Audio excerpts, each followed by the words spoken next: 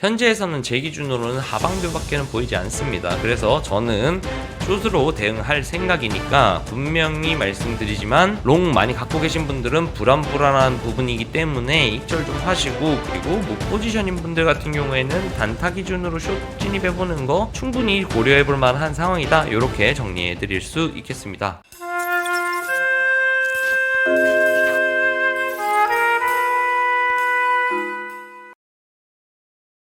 안녕하세요, 여기입니다. 자, 오늘 2025년 9월 9일 비트코인 시황에 대해서 말씀드려 보겠습니다. 자, 비트는 현재 상태에서 조금 안 좋은 흐름을 보이고 있지 않나, 저는 여전히 썩 좋아 보이지는 않다고 말씀드릴 수 있겠습니다. 자, 그러면 시황 진행해 보도록 하겠습니다.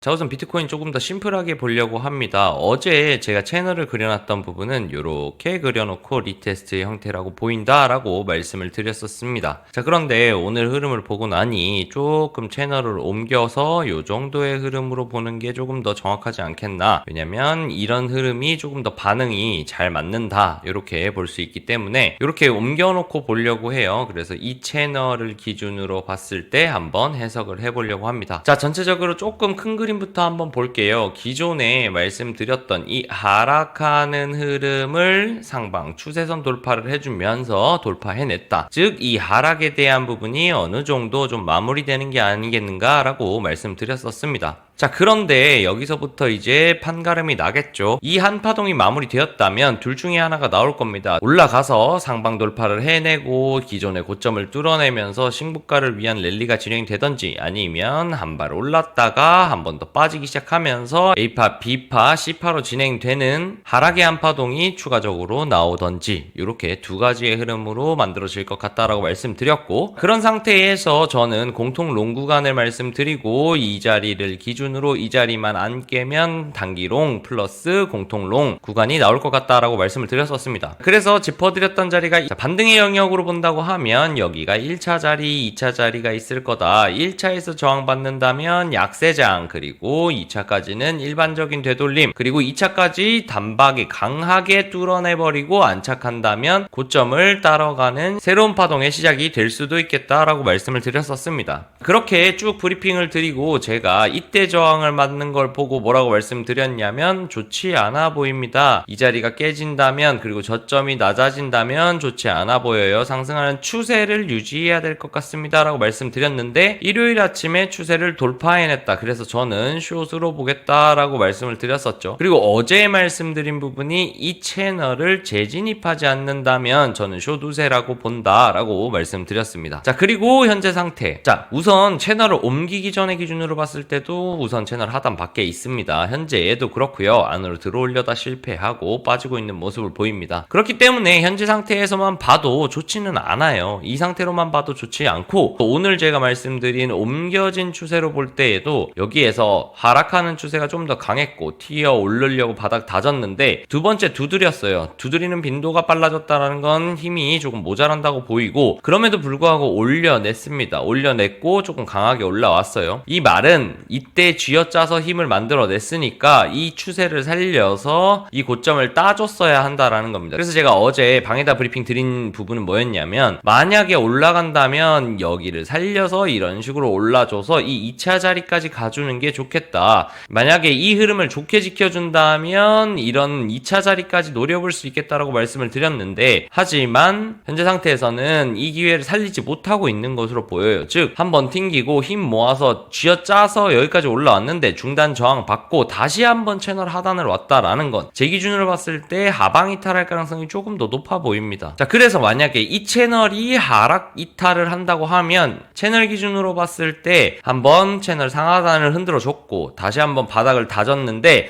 바닥에서 힘 살리지 못하고 빌빌대다가 힘 쫙 모아서 올라왔지만 중단에 저항을 받았어요. 저항에 조금 막히고 있는 형태를 보여줬습니다. 그렇게 저항에 막히다가 하방 이탈을 해버린다면 당연히 좋지 않은 흐름으로 갈 거다라고 보이고, 자, 이 상태에서 과연 이 하락하는 부분의 되돌림의 정도는 본다고 하면 피보나치 되돌림을 봤을 때 382 언저리에서 저항을 받았어요. 그렇다고 하면 최소 되돌림은 찍었다. 즉 여기에서 하락하는 한파동의 반등은 최소치는 어느 정도 달성했다고 보이기 때문에 여기서 빠지는 것도 불가능한 건 아니다. 이렇게 볼 수 있다라는 거죠. 조금 더 작은 그림으로 가보겠습니다. 조금 더 작은 그림으로 가서 본다고 하면 현재 상태에서 상단의 저항 하나, 둘, 셋 뚫어내려다가 못 뚫어내는 그림이 보여지고, 이 구간대의 저항을 못 뚫어낸다면 한 번 더 올라오더라도 떨어지는 게 조금 더 유리해 보인다. 이 매물대 아래에 있기 때문에 조금 더 단기적인 매물대로 보면 직전의 매물대가 요렇게 있죠. 직전의 매물대가 있기 때문에 이 자리가 만약에 깨진다면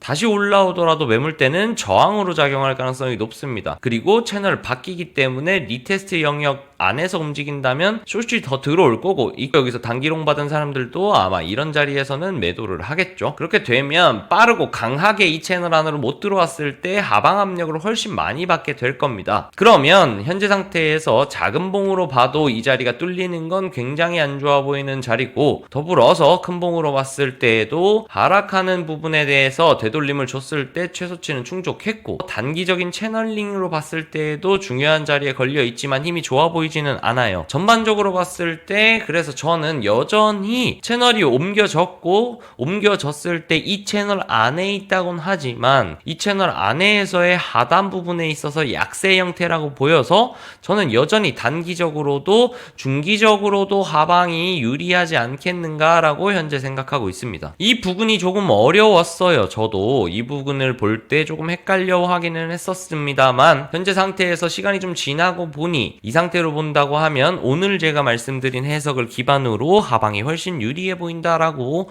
말씀드릴 수 있겠고, 그럼에도 불구하고 이전에도 6대4라고 말씀드렸고, 더불어서 어제는 7대3까지도 말씀드렸습니다. 그렇기 때문에 여전히 하방 추세가 조금 더 저는 유리해 보이고, 현재에도 7대3 정도 혹은 조금 더 크게 하방 강세라고 저는 생각을 합니다. 그렇기 때문에 오늘 상황에서 이 채널을 지켜주는지 한번 보도록 하시는 게 좋을 것 같습니다.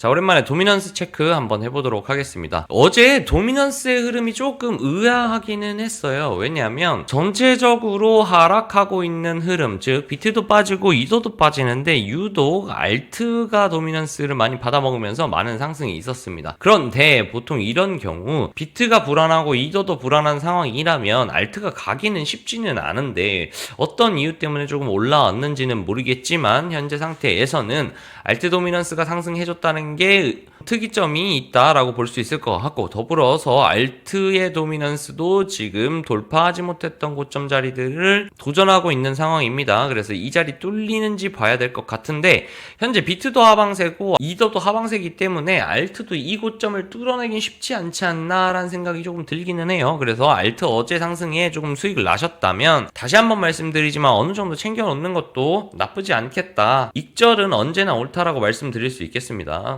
더불어서 하나 더 추가적으로 체크를 해보는 건 테더 도미넌스입니다. 테더 도미넌스는 현재 장기적으로 하락하던 추세를 돌파해낼랑 말랑 하면서 비비다가 다시 한번 2차적인 리테스트 돌파해내고 이런 식으로 현재 타고 내려오지만 살짝 지지받는 형태를 또 만들어주고 있어요.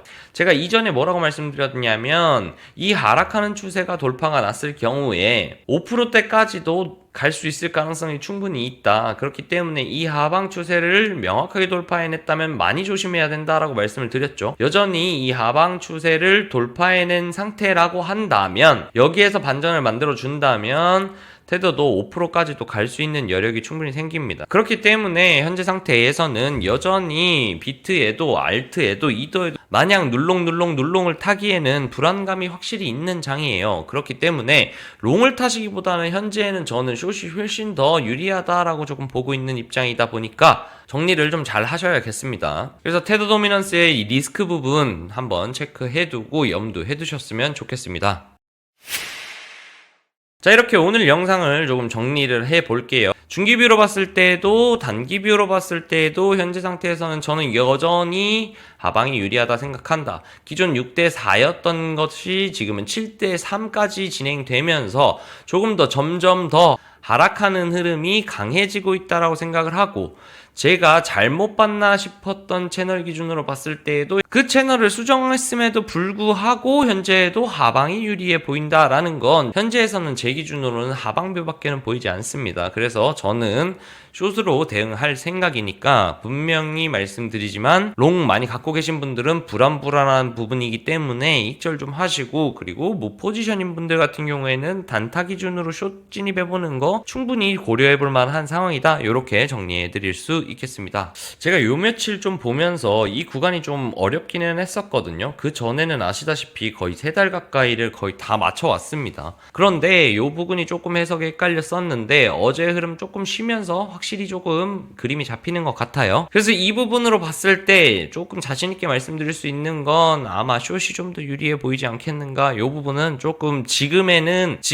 좀 명확하게 보인다라고 말씀드리면서 오늘 영상 마무리해 보도록 하겠습니다. 항상 긴 영상 시청해 주시고 댓글 달아주시는 분들 너무너무 감사하다는 말씀 전하면서 댓글 보면서 힘 많이 얻고 있습니다. 항상 같은 분들이 응원해 주실 때마다 더 뿌듯해요. 그런 뿌듯함을 가지고 열심히 해보겠습니다. 오늘도 즐거운 하루 되세요. 감사합니다.